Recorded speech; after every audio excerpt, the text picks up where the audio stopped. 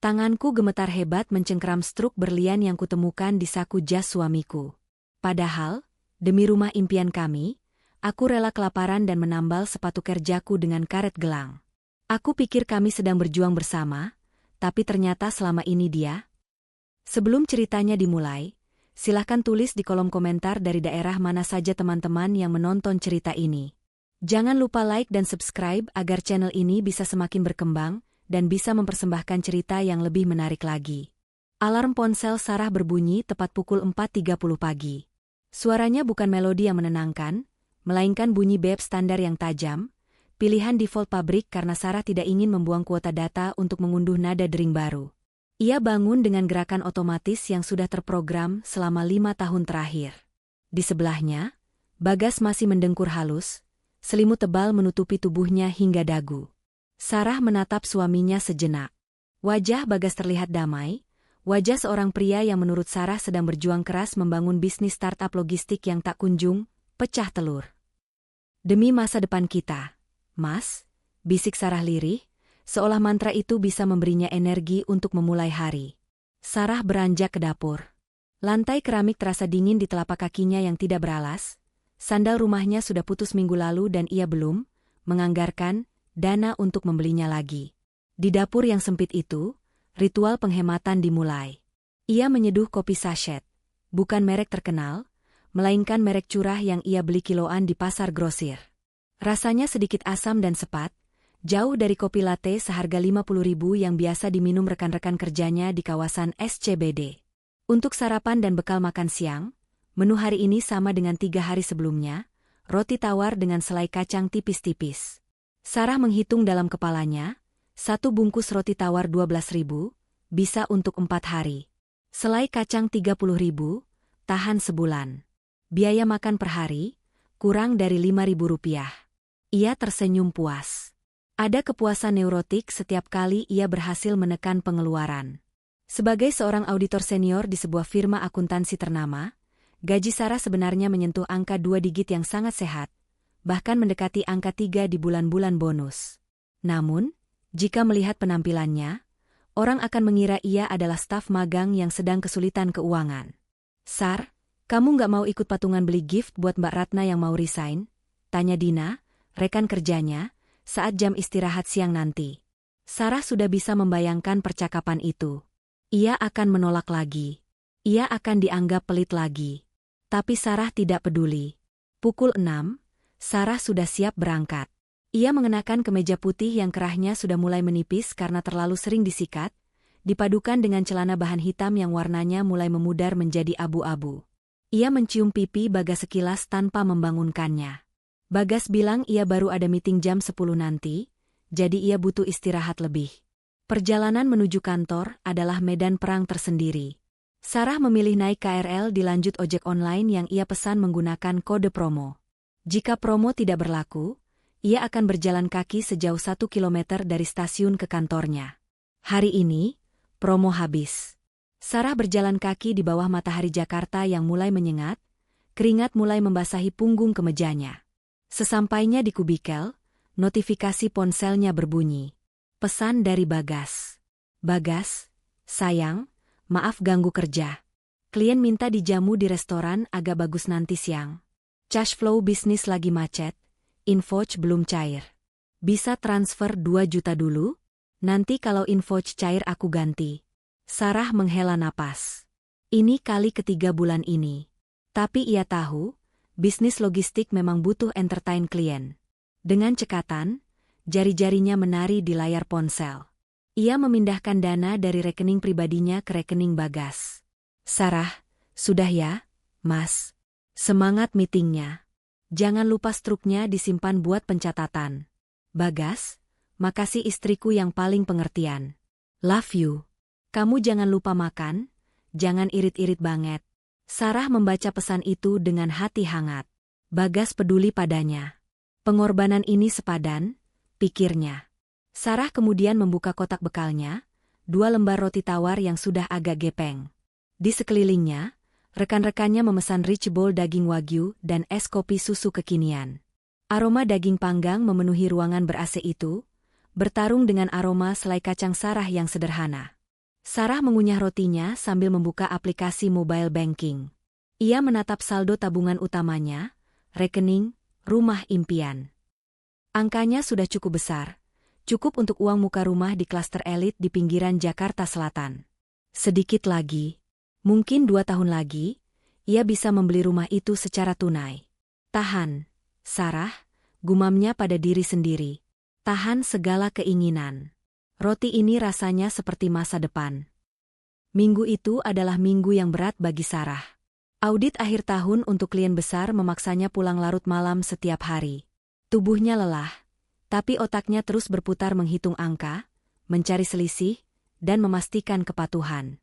Ironisnya, di saat ia begitu teliti mengaudit uang orang lain, ia buta terhadap audit rumah tangganya sendiri. Kejadian memalukan itu terjadi di hari Jumat sore. Langit Jakarta mendung gelap, menjanjikan hujan badai. Sarah bergegas menuruni tangga stasiun Sudirman, berusaha mengejar kereta yang akan datang 2 menit lagi. Kra! Suara itu terdengar jelas di telinganya, diikuti sensasi aneh di kaki kanannya. Langkah Sarah terhenti. Ia menunduk. Sol sepatu pantofel hitam andalannya, yang sudah ia pakai selama 4 tahun, menganga lebar seperti mulut buaya yang kelaparan. Lemnya menyerah, tak kuat lagi menahan beban langkah Sarah yang selalu terburu-buru. Orang-orang di belakangnya mendengus kesal karena Sarah menghalangi jalan. Wajah Sarah memerah padam. Ia menyingkir ke tepi dinding, menyeret kakinya agar sol sepatu itu tidak lepas sepenuhnya. Ia melihat sekeliling. Ada toko sepatu di dalam stasiun yang menjual flat choice diskonan seharga 150.000. Sarah memegang dompetnya. Uang itu ada. Ia bisa membelinya sekarang juga. Itu jumlah yang kecil baginya. Tapi kemudian, suara kalkulator di kepalanya berbunyi. 150.000 bisa untuk beli beras 5 kilo dan telur 2 kilo. Bisa untuk makan seminggu. Kalau aku beli sepatu ini, target tabungan bulan ini minus. Sarah mengeluarkan karet gelang dari dalam tasnya, karet yang biasa ia gunakan untuk mengikat rambut atau bungkus nasi uduk. Dengan menahan malu, ia mengikat ujung sepatu yang menganga itu dengan karet gelang merah. Warnanya kontras sekali dengan sepatu hitamnya. Terlihat menyedihkan. Terlihat miskin. Nggak apa-apa, bisiknya. Cuma sampai rumah. Sarah tiba di rumah kontrakan mereka pukul 8 malam, basah kuyup karena hujan deras turun saat ia turun dari angkot. Bagas sudah ada di rumah, duduk di sofa sambil menonton Netflix di televisi layar datar. Satu-satunya barang mewah di rumah itu yang dibeli Bagas dengan alasan, investasi hiburan biar nggak stres. Ya ampun, Sar. Kamu basah kuyup. Bagas tidak beranjak dari sofa, hanya menoleh sekilas. Loh, itu kakimu kenapa? Sarah melepas sepatunya yang terikat karet gelang dengan susah payah. Jebol di stasiun tadi, Mas. Malu banget aku. Beli baru dong, sayang. Kan gajimu besar. Komentar Bagas santai, matanya kembali ke layar TV. Sayang uangnya, Mas. Masih bisa dilem di tukang sol sepatu dekat pasar besok. Cuma 15.000, jawab Sarah sambil berjalan ke kamar mandi. Kamu tuh ya. Bagas tertawa kecil, nada suaranya terdengar memuji namun ada kilatan aneh di matanya yang tak tertangkap Sarah. Benar-benar istri idaman. Hemat pangkal kaya. Kan? Aku beruntung punya istri yang gak neko-neko kayak istri teman-temanku yang hobinya shopping. Pujian itu membuat hati Sarah melambung. Rasa malunya di stasiun tadi menguap. Ia merasa dihargai. Ia merasa tujuannya dimengerti. Malam itu, setelah mandi, Sarah duduk di lantai ruang tamu, mengelem sepatunya sendiri dengan lem super glue sisa. Bagas lewat di depannya, wangi sabun mahal menguar dari tubuhnya. Mas, wangi banget sabunnya? Kamu beli baru? Tanya Sarah. Oh, itu sample gratisan dari teman yang jualan produk MLM. Jawab Bagas cepat. Ia lalu duduk di sebelah Sarah, memijat bahu istrinya pelan. Maaf ya aku belum bisa belikan kamu sepatu baru. Bisnis lagi seret banget. Sar, klien yang kemarin dijamu ternyata batal kontrak. Sarah menoleh, menatap wajah suaminya yang tampak sedih. Rasa bersalah menyergapnya. Nggak apa-apa, Mas. Kita kan berjuang bareng. Uang tabunganku kan uang kita juga. Nanti kalau rumah sudah terbeli, kita nggak perlu ngontrak lagi, beban Mas juga berkurang. Bagas tersenyum, lalu mengecup kening Sarah. Kamu memang terbaik. Saat Bagas beranjak tidur, Sarah melihat jam tangan yang tergeletak di meja samping sofa. Jam tangan Bagas. Tali kulitnya terlihat baru dan mengkilap. Mungkin Mas Bagas juga memperbaiki jam tangannya sendiri seperti aku memperbaiki sepatuku, pikir Sarah positif. Ia tidak tahu bahwa tali jam itu adalah kulit asli Italia seharga 2 juta rupiah. 2 minggu berlalu. Rutinitas Sarah tetap sama. Bangun subuh, berhemat ekstrim, bekerja keras, dan menabung. Namun, ada yang sedikit berubah dari Bagas. Ia semakin sering pulang larut malam dengan alasan networking atau mencari investor baru. Malam itu hari Rabu. Sarah memutuskan untuk mencuci pakaian kotor di malam hari agar akhir pekannya bisa dipakai untuk mengambil lemburan pekerjaan sampingan, menyusun laporan keuangan UMKM tetangga. Sarah memisahkan pakaian putih dan berwarna. Ia mengambil kemeja kerja Bagas yang berwarna biru muda. Kemeja itu baru dipakai Bagas kemarin. Saat Sarah hendak memasukkannya ke mesin cuci, hidungnya menangkap sesuatu. Aroma itu halus, tapi tajam. Bukan aroma keringat, bukan aroma asap rokok, dan jelas bukan aroma deterjen murah yang biasa Sarah beli. Sarah mengangkat kerah kemeja itu mendekati hidungnya. Ia menghirup dalam-dalam. Aromanya manis. Campuran vanila, jasmin, dan sedikit sentuhan kayu yang elegan. Ini wangi parfum mahal. Sarah tahu karena atasannya di kantor, seorang partner audit wanita yang sangat kaya, memakai parfum dengan tone yang mirip. Jantung Sarah berdegup lebih kencang. Pikirannya mulai meliar. Kenapa baju Mas Bagas wangi parfum wanita? Tepat saat itu, Bagas keluar dari kamar tidur, membawa gelas kosong ke dapur. Ia melihat Sarah yang sedang mematung memegang kemejanya. Kenapa? Sar? Kok melamun? Tanya Bagas tenang. Sarah menoleh, berusaha menyembunyikan getar dalam suaranya. Mas, kemeja ini, kok wanginya beda? Kayak parfum perempuan. Bagas tidak terlihat panik. Ia justru berjalan mendekat dengan santai, mengambil gelas air, lalu tertawa renyah. Oh, itu. Hidung kamu tajam banget sih, kayak anjing pelacak. Sarah mengerutkan kening. Maksudnya? Kemarin pas meeting sama investor, kan aku semobil sama Bu Linda. Investor malaikat yang mau suntik dana itu loh. Mobilnya sempit, AC-nya mati, jadi kita duduk dempetan. Mungkin parfum dia nempel. Dia kan sosialita, parfumnya pasti nyengat. Jelas Bagas lancar, tanpa jeda, tanpa keraguan. Bu Linda, ulang Sarah. Iya, Bu Linda. Umurnya udah 50-an. Sar, masa kamu cemburu sama nenek-nenek? Goda Bagas sambil mencubit pipi Sarah. Sarah merasa lega seketika. Logikanya menerima penjelasan itu. Bagas sedang mencari investor, wajar jika ia harus bertemu banyak orang. Dan Bu Linda yang sudah tua, tentu saja tidak mungkin ada apa-apa. Sarah merasa bodoh karena sempat curiga. Maaf ya, Mas. Aku cuma kaget aja, kata Sarah, lalu memasukkan kemeja itu ke dalam mesin cuci. Air berputar, melarutkan aroma vanila itu bersama busa sabun. Namun, jauh di lubuk hatinya, insting kewanitaannya tidak sepenuhnya tertidur. Ada satu detail yang Bagas lewatkan, atau mungkin Sarah yang terlalu naif. Aroma itu bukan aroma wanita tua.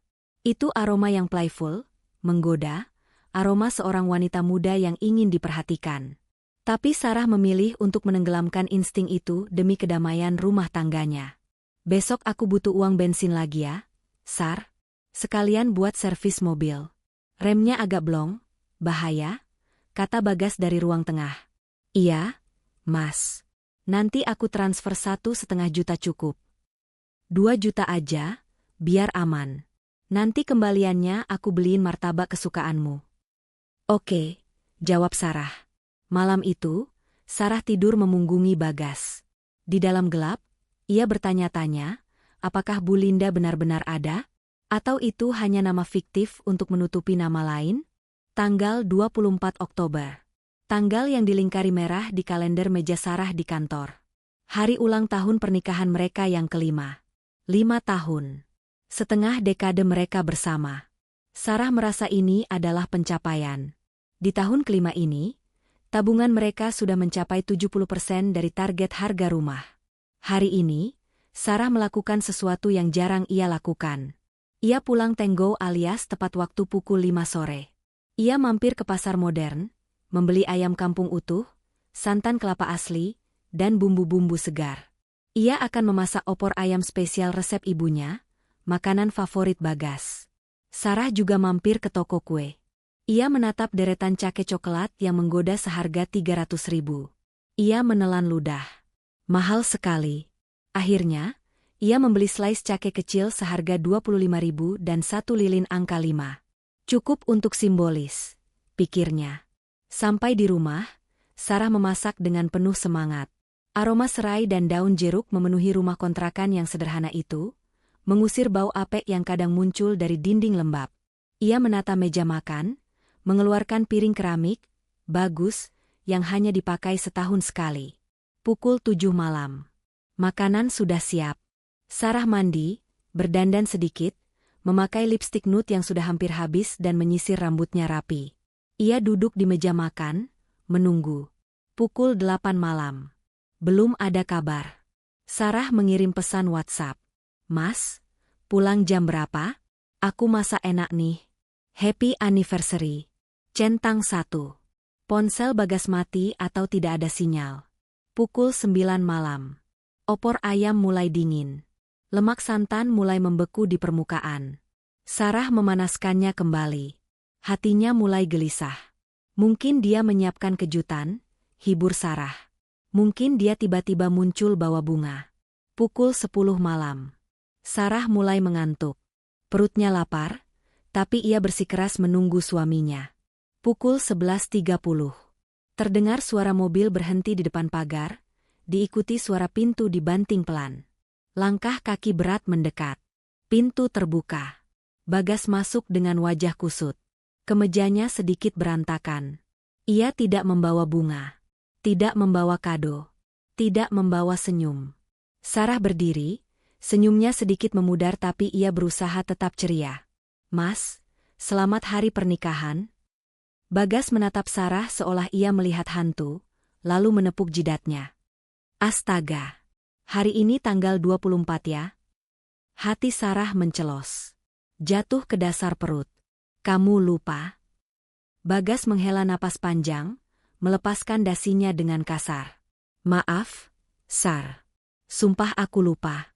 Di kantor kees banget. Karyawan gudang ada yang mogok kerja, aku harus turun tangan angkat-angkat barang. Kepala mau pecah rasanya. Sarah melihat tangan Bagas. Bersih. Kukunya rapi. Tidak ada tanda-tanda habis mengangkat barang gudang yang berdebu. Tapi Sarah terlalu lelah untuk berdebat. Ya sudah. Makan dulu yuk. Aku masak opor. Bagas menggeleng.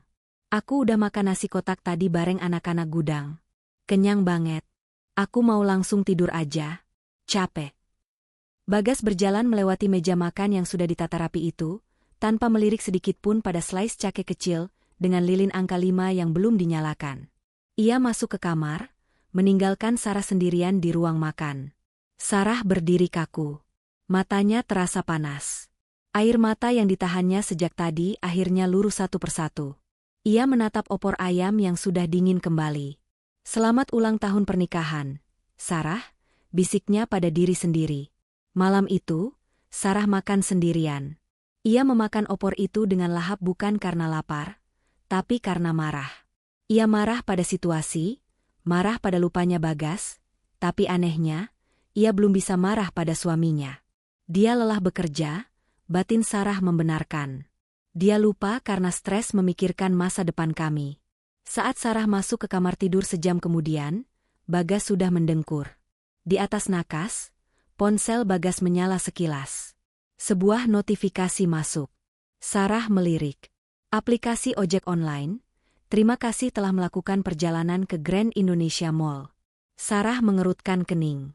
Grand Indonesia? Bukannya dia bilang di gudang di daerah Cakung? Sarah ingin mengambil ponsel itu, ingin mengecek. Tapi tangannya gemetar. Ketakutan itu lebih besar daripada rasa ingin tahunya. Ia takut apa yang akan ia temukan akan menghancurkan ilusi yang selama ini ia bangun dengan darah dan keringat. Sarah mematikan lampu, menarik selimut, dan memunggungi suaminya. Malam itu, tempat tidur terasa sangat luas dan dingin. 2 hari setelah ulang tahun pernikahan yang terlupakan, hari Minggu tiba. Bagas masih tidur pulas pukul 9 pagi, menikmati liburnya. Sarah, seperti biasa, sudah sibuk sejak subuh. Ia sedang menyetrika baju-baju kerja Bagas untuk seminggu ke depan. Sarah mengambil jas kerja warna abu-abu tua milik Bagas. Jas ini jarang dipakai, hanya untuk acara formal atau bertemu klien, VVIP. Sarah ingat Bagas memakainya hari Kamis lalu, hari ulang tahun pernikahan mereka. Saat meraba saku bagian dalam jas untuk memastikan tidak ada tisu atau koin yang tertinggal sebelum digantung, jari Sarah menyentuh selembar kertas licin. Kertas termal. Struk belanja. Sarah menariknya keluar. Hatinya berdebar tanpa alasan. Mungkin ini struk makan nasi kotak yang dibilang Bagas waktu itu? Atau struk bensin? Sarah membuka lipatan kertas itu. Matanya menyipit membaca tulisan yang tercetak dengan tinta hitam. Evanesco. Plaza Indonesia tanggal 24 Oktober. Pukul 19.45 WIB. Jantung Sarah berhenti berdetak sesaat. Ia membaca baris berikutnya. Item, T-Wear Bracelet, White Gold Kite. 1 total, IDR 15.500.000 payment, debit card ending 9988. Sarah merasa lantai di bawahnya bergoyang. Napasnya tercekat. 15.500.000 rupiah. Tanggal 24 Oktober. Hari ulang tahun pernikahan mereka. Jam 7.45 malam. Saat Sarah sedang menghangatkan opor ayam yang kedua kalinya. Saat Bagas bilang dia sedang mengangkat barang di gudang yang panas dan berdebu. Bagas sedang di Plaza Indonesia. Membeli gelang emas putih. Otak auditor Sarah bekerja lebih cepat dari emosinya. Kartu debit akhiran 9.988. Itu bukan kartu rekening bersama. Itu bukan kartu gaji Bagas yang Sarah tahu. Itu rekening lain. Rekening yang tidak pernah Sarah ketahui keberadaannya. Jadi, selama ini Bagas punya uang? Selama ini Bagas punya 15 juta tunai untuk dibelanjakan dalam satu gesekan, sementara Sarah mengelem sepatunya yang jebol demi menghemat 150.000? Selama ini Sarah makan roti tawar dan Bagas membelikan gelang high-end brand? Pertanyaan terbesar menghantam kepalanya. Untuk siapa? Bagas tidak memberikannya pada Sarah. Bagas pulang tanpa kado. Bagas bahkan lupa hari pernikahan mereka. Gelang itu bukan untuk Sarah. Tangan Sarah meremas truk itu hingga lecek. Rasa mual yang hebat naik ke kerongkongannya. Ilusi pengorbanan yang ia agung-agungkan selama 5 tahun hancur berkeping-keping dalam hitungan detik. Ia tidak merasa sedih lagi. Air matanya kering. Yang tersisa hanyalah rasa dingin yang menusuk tulang, dan sebuah kemarahan yang amat sangat tenang. Sarah melirik ke arah pintu kamar tidur yang terbuka sedikit. Terdengar suara dengkuran Bagas yang berirama. Suara yang dulu terdengar menenangkan bagi Sarah, kini terdengar seperti ejekan. Sarah merapikan kembali struk itu, melipatnya dengan presisi, lalu menyimpannya ke dalam saku celana pendeknya sendiri. Ia tidak akan berteriak. Ia tidak akan membanting pintu. Ia tidak akan membangunkan Bagas dan menamparnya sekarang. Itu terlalu mudah. Itu terlalu emosional. Sebagai seorang auditor, Sarah tahu satu hal. Temukan bukti, telusuri aliran dana, lalu buat laporan yang tak terbantahkan. Ia menyalakan kembali setrika yang sempat mati otomatis. Wajahnya datar, tanpa ekspresi. Tapi di dalam matanya, api perang baru saja dinyalakan. Baiklah, Mas Bagas, bisik Sarah, suaranya dingin dan tajam seperti pisau bedah. Mari kita lihat, seberapa mahal sebenarnya harga pengkhianatanmu. Minggu pagi itu berjalan dengan kepalsuan yang menyesakkan. Bagas bangun pukul 10, mengeluh sakit kepala, dan meminta dibuatkan teh manis hangat. Sarah melayaninya seperti biasa, namun setiap gerakannya kini mekanis. Di dalam kepalanya, struk Tiffany Oko. Itu terbakar seperti bara api yang menolak padam. Kesempatan yang ditunggu Sarah datang setelah makan siang.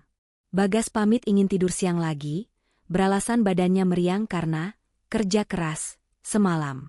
Begitu dengkuran Bagas terdengar dari kamar tidur, Sarah bergerak cepat. Target utamanya, ponsel Bagas. Ponsel itu tergeletak di meja ruang tengah, diisi daya. Sarah tahu kode kuncinya. Bagas adalah makhluk kebiasaan yang malas. Dia menggunakan kombinasi angka yang sama untuk semua hal, 2410, tanggal pernikahan mereka. Ironi yang menyakitkan, mengingat Bagas baru saja melupakan tanggal itu secara nyata, namun memakainya sebagai kunci digital. Tangan Sarah sedikit gemetar saat mengetikkan 4 angka itu. Klik. Terbuka. Sarah tidak membuang waktu melihat chat WhatsApp. Itu terlalu berisiko dan bisa dihapus. Sebagai auditor, ia tahu bahwa uang tidak pernah berbohong dan jejaknya sulit dihilangkan. Ia langsung mencari folder Finance di layar menu. Ada 3 aplikasi perbankan. 2 di antaranya adalah rekening bersama dan rekening gaji yang Sarah tahu. Tapi ada 1 aplikasi bank digital berwarna kuning mencolok yang asing bagi Sarah. Bank ini sedang populer di kalangan anak muda. Sarah membukanya. Diminta PIN 6 digit. Sarah mencoba 241.088, tanggal nikah tahun lahir Bagas. Gagal. Ia mencoba 010101. Gagal. Jantungnya berpacu. 1 kali salah lagi, akun akan terblokir dan Bagas akan curiga. Sarah memutar otak. Apa yang paling dipedulikan Bagas selain dirinya sendiri? Sarah teringat plat nomor mobil kesayangan Bagas yang ia beli secon 2 tahun lalu, B1990 gas. Bagas sangat bangga dengan mobil itu. Sarah mengetik, 199.090. Aplikasi berputar sebentar. Login berhasil. Mata Sarah membelalak menatap angka yang terpampang di layar, total saldo. IDR 185.450.000. Sarah menutup mulutnya dengan tangan agar tidak memekik. 185 juta. Selama ini, setiap kali Sarah meminta uang belanja, Bagas selalu bilang, saldo menipis, klien belum bayar, atau bisnis lagi rugi. Sarah bahkan rela makan roti tawar dan menambal sepatu demi menabung recehan, sementara suaminya menduduki uang tunai hampir 200 juta rupiah di rekening rahasia. Sarah menarik napas panjang, menenangkan gemuruh di dadanya. Ia masuk ke menu mutasi rekening. Disinilah cerita sesungguhnya terungkap. Ia menggulir layar ke bawah, membaca riwayat transaksi bulan Oktober. 24 Oktober, debit, Tiffany Co., IDR 15.500.000, sesuai struk, 24 Oktober. Debit, gaya Italian Dining, IDR 4.200.000, makan malam anniversary palsu, 20 Oktober, transfer ke OVO, Fiona L., IDR 5.015 Oktober. Debit, Sephora, IDR 3.800.000 10 Oktober. Transfer, apartemen Mediterania unit 12B, IDR 7.500.000. Sarah merasa mual. Nama itu muncul berulang kali. Fiona. Bukan hanya hadiah. Bagas membayar sewa apartemen. Bagas memberi uang jajan. Bagas membelikan skincare. Bagas membiayai hidup seorang wanita lain sepenuhnya. Sarah segera mengeluarkan ponselnya sendiri. Ia memotret layar ponsel Bagas satu persatu. Ia tidak berani mengirim screenshot karena takut meninggalkan jejak pengiriman. Ia memotret mutasi rekening selama 6 bulan terakhir. Tangannya bekerja cepat dan stabil, naluri profesionalnya mengambil alih. Bukti, bukti, bukti. Setelah selesai, ia mengembalikan ponsel Bagas ke posisi semula, tepat ke milimeter yang sama. Ia duduk di lantai, bersandar pada dinding dingin. Uang itu bukan uang, bisnis. Sarah mengenali pola uang masuknya. Setiap tanggal 1, ada transfer masuk sebesar 30 juta dari PT Logistik, itu gaji resmi Bagas yang sebenarnya. Selama ini Bagas bilang gajinya turun menjadi 10 juta karena pandemi, dan Sarah percaya. Selisih 20 juta itu masuk ke sini. Ke rekening dosa ini. Kamu bukan sedang membangun masa depan kita, Mas, desis Sarah pada ruang kosong. Kamu sedang membangun istana untuk pelacurmu dengan mencuri batu bata dari rumah kita. Malam harinya, Bagas pamit keluar lagi. Ada gathering komunitas pengusaha muda, SAR. Penting buat koneksi, katanya sambil menyemprotkan parfum, parfum yang sama yang aromanya menempel di kemejanya tempo hari. Hati-hati, Mas. Jangan malam-malam, kata Sarah datar. Ia tidak lagi mencium tangan suaminya. Bagas tidak sadar, terlalu sibuk mematut diri di cermin. Begitu mobil Bagas menjauh, Sarah duduk di depan laptopnya. Ia punya satu nama, Fiona L. Dunia digital adalah lautan informasi bagi mereka yang tahu cara mencarinya. Sarah mengetik nama itu di kolom pencarian Instagram. Muncul beberapa akun. Sarah memfilter. Fiona yang dibiayai Bagas pasti tipe yang suka pamer. Ia mengklik akun Fiona Lavini_official. Akun itu tidak digembok. Pengikutnya 50.000. Bionya tertulis, lifestyle enthusiast, fashion dream big. Sarah membuka feed-nya. Dan di sanalah ia melihat kehidupan yang seharusnya menjadi miliknya. Foto-foto Fiona berjejer rapi dengan filter estetik. Wanita itu cantik, harus Sarah akui. Rambut panjang bergelombang, kulit putih hasil perawatan mahal, dan tubuh ramping yang dibalut pakaian branded. Sarah scroll ke foto yang diunggah 2 hari lalu.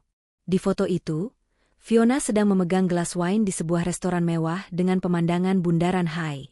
Di pergelangan tangannya yang mulus, melingkar gelang Tiffany T-Wire emas putih. Sama persis dengan struk itu. Caption, Anniversary Dinner with My King. Thank you for the gift. Love. 2 years and counting. Hati merah 2 spoiled loved. 2 tahun. Darah Sarah mendidih. Perselingkuhan ini bukan kehilafan satu malam. Ini hubungan jangka panjang. Selama 2 tahun Sarah mengetatkan ikat pinggang, menolak ajakan teman, dan menabung setiap sen. Bagas menjalani kehidupan ganda selama itu juga. Sarah terus menelusuri. Ada foto Fiona di dalam mobil. Interior mobil itu tidak asing. Itu Honda CR-V milik Sarah dan Bagas. Jok kulitnya, gantungan pengharum mobilnya, itu mobil mereka. Bagas bilang mobil itu sering dipakai operasional kantor mengantar barang sample. Ternyata dipakai mengantar Fiona belanja. Sarah mengklik satu foto lagi. Foto Fiona sedang di bandara, memegang paspor dan tiket ke Bali. Tanggalnya bulan lalu, saat Bagas bilang dia ada dinas luar kota ke Surabaya untuk meninjau gudang cabang. Caption, Short Getaway to Paradise with MRB. Air mata Sarah tidak keluar. Rasa sakitnya sudah melampaui ambang batas air mata. Ia merasa jijik. Jijik melihat wajah Fiona yang sok polos, jijik melihat komentar-komentar pemuja di akun itu, dan yang paling utama, jijik pada dirinya sendiri karena begitu buta. Sarah mulai melakukan screenshot lagi. Ia menyimpan setiap foto yang ada indikasi Bagas. Tangan Bagas yang memakai jam tangan kulit, punggung Bagas yang difoto dari belakang, bayangan Bagas di kacamata hitam Fiona. Sarah mengompilasi semuanya dalam folder rahasia di laptopnya yang ia beri nama, Proyek Audit B. Malam itu, Sarah tidur di kamar tamu. Saat Bagas pulang jam 2 pagi dan bertanya kenapa Sarah pindah kamar, Sarah hanya menjawab dari balik pintu terkunci, lagi flu berat, Mas. Takut kamu ketularan. Bagas tidak memaksa masuk. Dia mungkin justru lega tidak perlu tidur di samping istri yang sudah ia hianati. Senin pagi, Sarah menelepon kantornya. Pak, saya izin cuti sakit hari ini. Tiba-tiba demam tinggi. Ini adalah kali pertama dalam 5 tahun Sarah mengambil cuti mendadak. Atasannya langsung mengizinkan, khawatir karena Sarah yang workaholic jarang sekali sakit. Sarah tidak sakit demam. Ia sakit hati. Dan obatnya adalah konfirmasi visual. Ia tahu dari story Instagram Fiona pagi ini, Monday Brunch at Plaza Senayan Webae. Fiona cukup bodoh untuk selalu mengupdate posisinya secara real time. Narsisme adalah kelemahan terbesarnya. Sarah mengenakan pakaian paling biasa yang ia punya, jaket hoodie kedodoran, celana jeans pudar, topi, dan masker medis. Ia memesan taksi online menuju Plaza Senayan. Pukul 11 siang. Restoran itu bergaya open space di lantai dasar. Sarah duduk di bangku umum di lantai atas, posisi yang strategis untuk melihat ke bawah tanpa terlihat. Tak lama kemudian, mereka datang. Bagas berjalan tegap, mengenakan kemeja yang disetrika Sarah kemarin. Di sebelahnya, Fiona berjalan dengan langkah seperti model catwalk, menggandeng lengan Bagas erat. Fiona mengenakan dress musim panas dan menenteng tas Dior, yang harganya setara 3 bulan gaji Sarah. Sarah melihat interaksi mereka dari jauh. Bagas menarikan kursi untuk Fiona. Bagas tertawa lebar, tawa lepas yang sudah lama tidak Sarah lihat di rumah. Mereka memesan makanan. Bagas memotret Fiona berkali-kali sampai Fiona puas dengan hasilnya. Sarah melihat piring-piring makanan datang. Seafood platter, pasta, dan kaktail. Sarah ingat, terakhir kali mereka makan di luar, Bagas mengeluh menu seharga 50.000, terlalu mahal, dan menyuruh Sarah masak di rumah saja. Sekarang, Bagas sedang membayar makan siang yang totalnya mungkin 1,5 juta tanpa berkedip. Lalu, momen itu terjadi. Fiona menyuapkan potongan kue ke mulut Bagas. Bagas menerimanya, lalu mengelap sudut bibir Fiona dengan tisu. Gestur itu begitu intim, begitu penuh kasih sayang. Dada Sarah sesak, seolah ada tangan raksasa yang meremas paru-parunya. Itu suaminya. Pria yang ia doakan setiap sujud. Pria yang ia bela di depan orang tuanya saat bisnisnya jatuh bangun. Pria itu kini menjadi milik wanita lain, sepenuhnya. Sarah mengeluarkan ponselnya, melakukan zoom maksimal, dan merekam video durasi 2 menit. Video itu merekam kemesraan mereka, wajah Bagas yang jelas terlihat, dan interaksi yang tak bisa disangkal sebagai sekadar rekan bisnis. Saat mereka beranjak pergi, Sarah mengikuti dari jarak aman. Mereka menuju parkiran. Sarah melihat Bagas membukakan pintu mobil CR-V mereka untuk Fiona. Fiona masuk sambil melempar tas mahalnya ke jok belakang, jok yang selalu Sarah bersihkan dengan hati-hati. Sarah berdiri di balik pilar beton parkiran, melihat mobil yang ia cicil separuh harganya itu melaju membawa pengkhianat dan parasitnya. "Cukup," bisik Sarah. "Audit lapangan selesai. Sekarang saatnya menyusun laporan penutupan." Sarah tidak langsung pulang. Ia butuh strategi. Ia tahu, jika ia melabrak sekarang, ia hanya akan mendapatkan kepuasan sesaat. Bagas mungkin akan minta maaf, atau malah menyalahkan Sarah yang kurang menarik. Dan yang paling parah, Bagas bisa saja menyembunyikan sisa asetnya jika tahu Sarah sudah sadar. Sarah mengeluarkan ponselnya, mencari satu nama di kontak yang sudah lama tidak ia hubungi. Fajar, lawyer. Fajar adalah teman kuliah Sarah dulu. Pria cerdas yang kini memiliki firma hukum sendiri. Dulu mereka cukup dekat, tapi menjauh karena Bagas tidak suka Sarah berteman dengan laki-laki lain. "Halo, Fajar? Ini Sarah." 1 jam kemudian, mereka bertemu di sebuah coffee shop sepi di daerah Blok M. Fajar terlihat lebih matang dari terakhir Sarah melihatnya, mengenakan kacamata berbingkai tipis dan setelan rapi. Sarah tidak berbasa-basi. Ia meletakkan ponselnya di meja, menunjukkan video dari Plaza Senayan, foto-foto mutasi rekening, dan tangkapan layar Instagram Fiona. Fajar menonton dan membaca semuanya dalam diam. Wajahnya mengeras, namun ia tetap tenang. "Profesional. Berapa lama kamu tahu ini, Sar?" tanya Fajar setelah selesai. "Baru 3 hari. Tapi mereka sudah 2 tahun. Fajar mengangguk, mengembalikan ponsel Sarah. "Kamu mau apa sekarang? Cerai?" "Aku mau dia hancur," jawab Sarah. Suaranya tenang, tapi matanya menyeratkan badai. "Aku mau uangku kembali. Aku mau dia merasakan miskin yang sebenarnya. Baru setelah itu aku ceraikan dia." Fajar tersenyum tipis. Senyum bangga. "Aku suka klien yang berpikir logis, bukan emosional. Kalau kamu ngamuk sekarang, kamu kalah, Sar." Dalam hukum perceraian di Indonesia, pembuktian perselingkuhan itu tricky. Tapi kamu punya bukti aliran dana, itu emas. Fajar mengeluarkan notepad dan pena. Dengar baik-baik strateginya. Kita sebut ini, operasi miskin harta. Pertama, Fajar mulai menulis poin 1. Jangan konfrontasi. Jadilah istri paling manis sedunia. Buat dia merasa aman.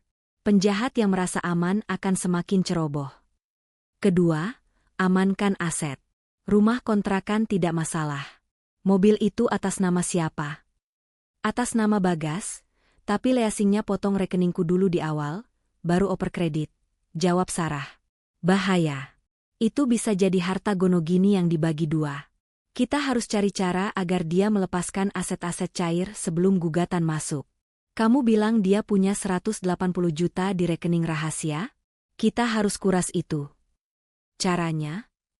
Kamu auditor, Sar. Kamu tahu cara kerja grade, keserakahan. Orang yang selingkuh biasanya butuh uang banyak cepat untuk membiayai gaya hidup. Tawarkan dia, investasi, atau kebutuhan mendesak yang seolah-olah menguntungkan dia, lalu pindahkan uang itu ke rekening yang tidak bisa dia sentuh. Sarah mengangguk, otaknya mulai merangkai rencana. Ketiga, lanjut Fajar. Kumpulkan bukti utang piutang. Kalau dia pakai uangmu untuk Fiona, hitung itu sebagai utang. Kita akan gugat perdata untuk wan prestasi atau penggelapan dalam rumah tangga sebelum masuk ke pengadilan agama. Kita buat dia bangkrut secara hukum. Sarah merasa beban di pundaknya sedikit terangkat. Ia tidak sendiri lagi. Ada Fajar yang menjadi otak hukumnya, sementara ia menjadi eksekutor lapangannya. Terima kasih, Jar. Aku nggak tahu harus kemana kalau bukan ke kamu. Fajar menatap Sarah lekat. Ada sorot simpati yang dalam. Kamu orang baik, Sar. Kamu nggak pantas diperlakukan begini. Kita akan pastikan dia menyesal seumur hidup, karena sudah membuang berlian demi kerikil. Sarah pulang ke rumah sore itu dengan wajah yang sudah direset. Ia menghapus jejak air mata, menghapus kemarahan, dan memasang topeng terbaiknya. Saat Bagas pulang malam harinya, Sarah menyambutnya di pintu depan. Mas, udah pulang? Capek ya? Sapa Sarah lembut, mengambil tas kerja Bagas. Bagas tampak sedikit kaget dengan sambutan hangat itu, mengingat pagi tadi Sarah mendiamkannya. Iya Sar. Lumayan capek. Kamu gimana? Udah sembuh demamnya? Udah mendingan kok. Mas, tadi aku minum obat terus tidur seharian. Bohong Sarah lancar. Sarah menyiapkan makan malam. Ia bahkan memijat pundak Bagas saat suaminya itu duduk di sofa. Mas, panggil Sarah pelan saat memijat. Aku tadi kepikiran omongan kamu soal bisnis yang lagi lesu. Bagas menegang sedikit. Iya? Kenapa? Aku ada info dari teman kantorku yang orang investasi. Katanya bulan depan inflasi bakal tinggi banget. Bunga bank bakal anjlok.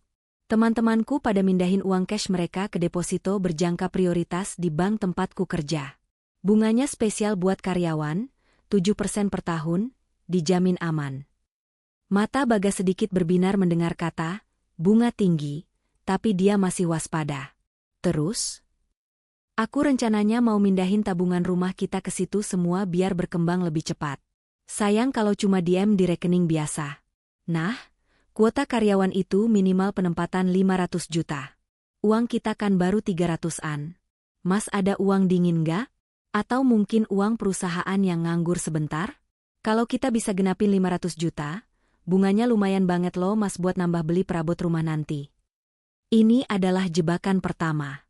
Umpan keserakahan. Bagas tampak berpikir keras. Di kepalanya, dia punya 180 juta di rekening rahasia. Jika digabung dengan uang Sarah, jumlahnya pas. Dan jika itu deposito atas nama Sarah, sebagai karyawan, dia pikir dia bisa mencairkannya nanti dan mengambil bunganya untuk Fiona.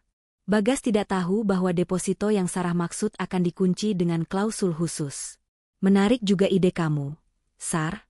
Cerdas, puji Bagas. Tapi aman kan? Aman banget, Mas. Kan atas namaku, istri kamu sendiri. Emang aku bakal bawa lari uang kita kemana sih? Sarah tertawa kecil, tawa yang terdengar sangat lugu di telinga Bagas. Bagas ikut tertawa. Ia merasa di atas angin. Istrinya masih bodoh dan patuh, pikirnya. Ya udah, besok aku coba cek arus kas perusahaannya. Kalau ada dana nganggur, nanti aku transfer ke kamu. Kita kunci 3 bulan aja ya, jangan lama-lama. Siapa tahu aku butuh buat muter bisnis. Siap, bos, jawab Sarah ceria. Di dalam hati, Sarah bersorak. Kena kau. Begitu uang itu masuk rekening Sarah, uang itu tidak akan pernah kembali ke Bagas. Sarah akan menggunakan uang itu untuk membayar kembali semua biaya hidup yang selama ini ditanggungnya sendirian, plus bunga sakit hati. Malam itu, Sarah tidur dengan nyenyak untuk pertama kalinya dalam seminggu. Di sebelahnya, Bagas sibuk chatting dengan Fiona di bawah selimut, mengabarkan bahwa dia akan segera punya dividen investasi untuk membelikan Fiona liburan ke Jepang akhir tahun nanti. Bagas tidak sadar, dia baru saja menandatangani kontrak kehancurannya sendiri. Sandiwara telah dimulai, dan Sarah adalah sutradara yang kejam. Selasa pagi, suasana di ruang makan terasa lebih cair dari biasanya. Sarah menyiapkan sarapan nasi goreng dengan telur mata sapi, sebuah kemewahan kecil dibanding roti tawar biasanya. Ia bersenandung pelan, menciptakan atmosfer rumah tangga yang harmonis dan aman. Bagas duduk di meja makan dengan wajah sedikit tegang namun matanya berbinar. Semalam, ia sudah menghitung ulang. Jika ia memindahkan uang 180 juta dari rekening rahasianya ke deposito karyawan, Sarah, dalam 3 bulan bunganya bisa mencapai angka yang lumayan untuk uang muka mobil baru yang diminta Fiona. Fiona sudah merengek minta ganti mobil city car karena bosan dengan taksi online. "Gimana, Mas? Jadi ikut program depositonya?" tanya Sarah sambil menuangkan teh manis. Nadanya santai, seolah ia tidak peduli jika Bagas menolak. Bagas mengangguk, mulutnya penuh nasi goreng. "Jadi, Sar, aku udah cek arus kas. Ada dana nganggur sekitar 180 juta. Sayang kalau didiemin. Mending diputer di tempat kamu." "Wah, pas banget. Nanti aku gabungin sama tabungan rumah kita yang 320 juta. Jadi totalnya pas 500 juta. Itu masuk tier prioritas, Mas." "Bunganya maksimal," jawab Sarah antusias. "Kamu transfer sekarang aja ke rekening pribadiku, nanti siang langsung aku debet ke sistem kantor.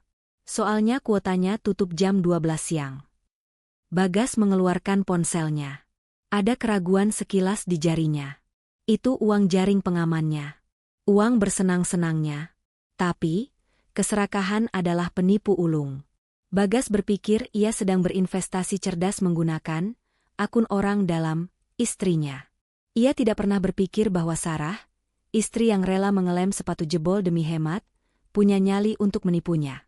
"Oke, Done," kata Bagas sambil menunjukkan layar ponselnya. "Sudah masuk ya? 180 juta. Ingat ya Sar, tenornya 3 bulan aja. Jangan dikunci setahun." Ponsel Sarah bergetar. Notifikasi mutasi masuk. Angka itu nyata. Sarah tersenyum, senyum termanis yang pernah ia berikan pada Bagas dalam 2 tahun terakhir. "Siap, Mas. Tenang aja, uangnya aman sama aku. Makasih ya udah percaya sama istrimu." Begitu Bagas berangkat kerja, Sarah tidak pergi ke kantornya. Ia mengambil cuti setengah hari lagi.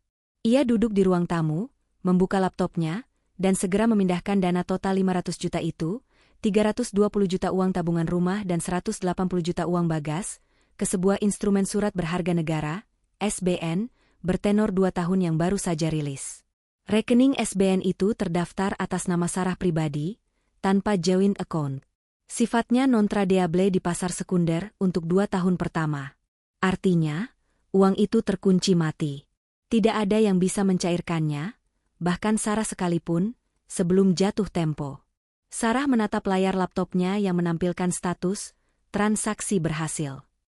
Ia baru saja mengamankan masa depannya dan melumpuhkan cash flow rahasia, Bagas dalam 1 kali klik. "Maaf, Mas," gumam Sarah dingin. "Uang ini bukan untuk mobil Fiona. Ini untuk ganti rugi masa mudaku yang kamu curi." Siangnya, Sarah mengirimkan foto rekayasa sertifikat deposito palsu kepada Bagas via WhatsApp. Dokumen itu dibuatkan oleh Fajar dengan sangat rapi. "Sarah, udah beres ya, Mas. Sertifikat aman di brankas kantor aku. Bunga cair per bulan. Bagas, mantap istriku. Love you." Bagas tidak tahu, kata "love you" itu adalah paku terakhir di peti matinya sendiri. Setelah likuiditas Bagas dikeringkan, langkah selanjutnya adalah memutus akses kredit. Selama ini, Bagas memegang kartu kredit tambahan, supplementary card, dari limit kartu kredit utama Sarah. Limitnya cukup besar, 50 juta rupiah, karena jabatan Sarah sebagai auditor senior. Kartu inilah yang sering dipakai Bagas untuk menraktir klien, atau begitulah yang Sarah kira dulu. Sarah menelepon call center bank penerbit kartu kredit tersebut saat jam istirahat makan siang di kantor. "Halo, dengan Ibu Sarah. Ada yang bisa dibantu? Suara operator terdengar ramah. Mbak, saya mau melaporkan kehilangan kartu tambahan atas nama Bagas Prasetyo, kata Sarah dengan suara yang dibuat sedikit panik. Baik Ibu, kami akan blokir kartunya sekarang juga demi keamanan.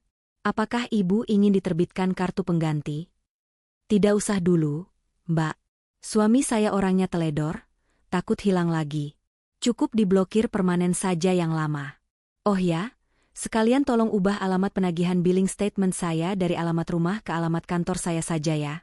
Dan ubah notifikasi transaksi hanya ke nomor ponsel saya, hapus nomor suami saya dari alert. Baik Ibu, sudah diproses. Kartu atas nama Bapak Bagas sudah nonaktif per detik ini. Terima kasih. Klik.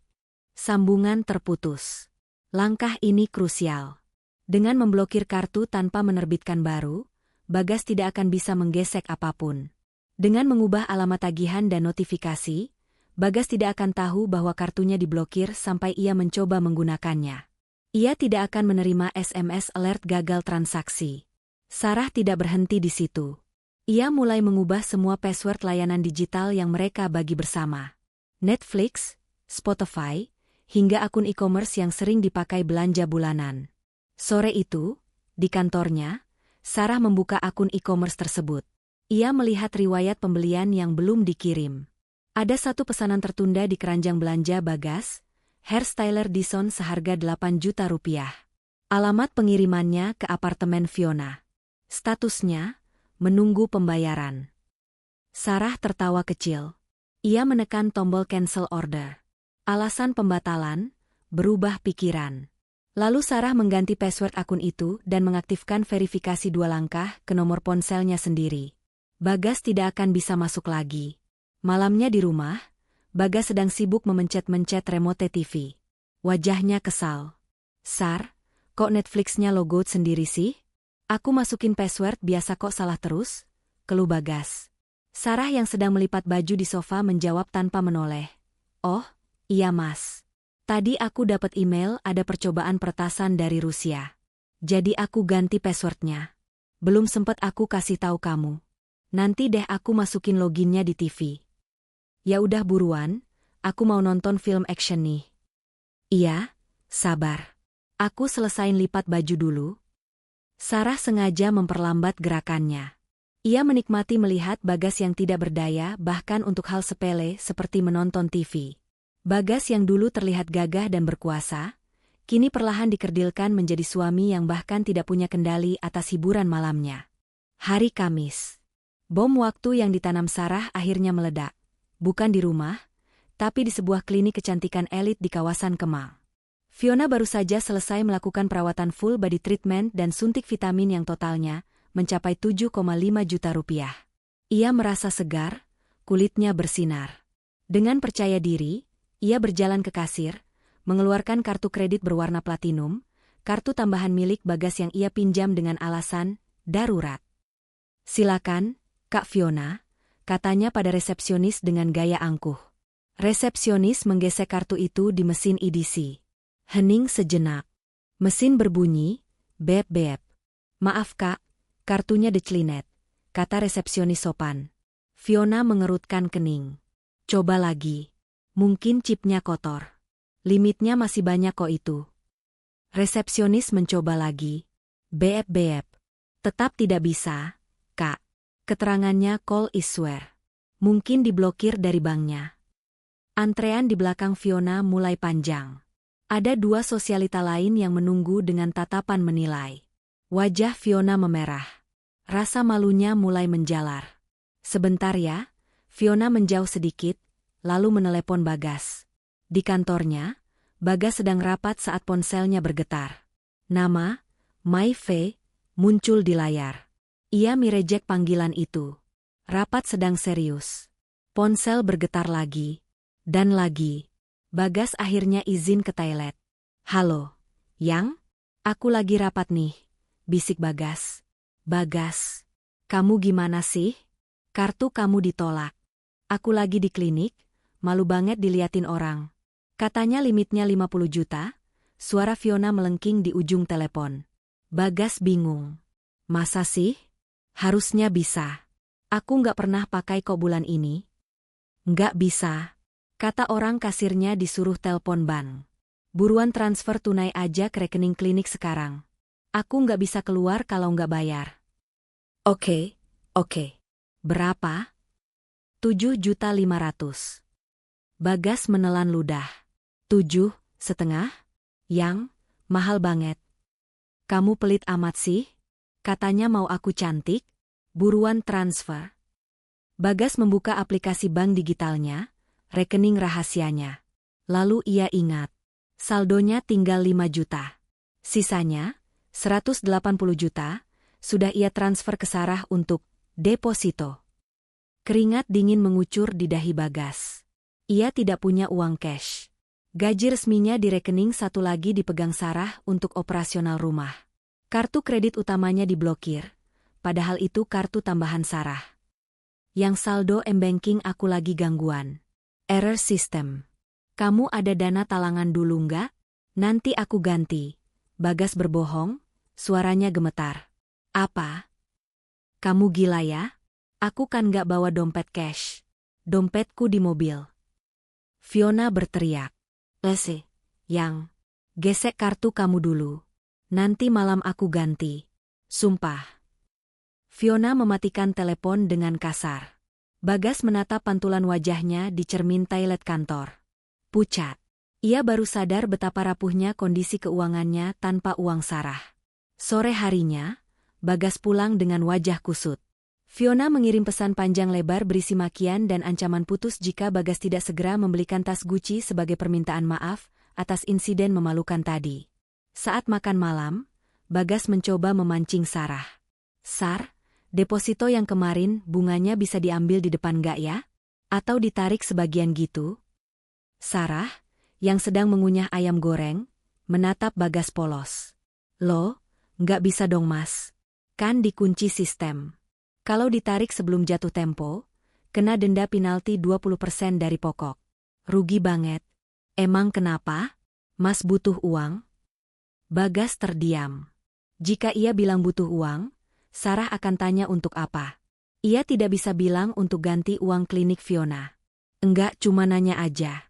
Bisnis lagi butuh suntikan dikit. Tapi ya udah deh, aku cari pinjaman lain aja. Jangan pinjol lo mas. Bahaya. Nasihat Sarah. Bagas hanya mengangguk lemah. Malam itu, untuk pertama kalinya, Bagas mengunduh aplikasi pinjaman online ilegal karena prosesnya cepat. Ia meminjam 10 juta rupiah dengan bunga mencekik, hanya untuk mentransfer Fiona agar wanita itu berhenti marah. Sarah tahu itu.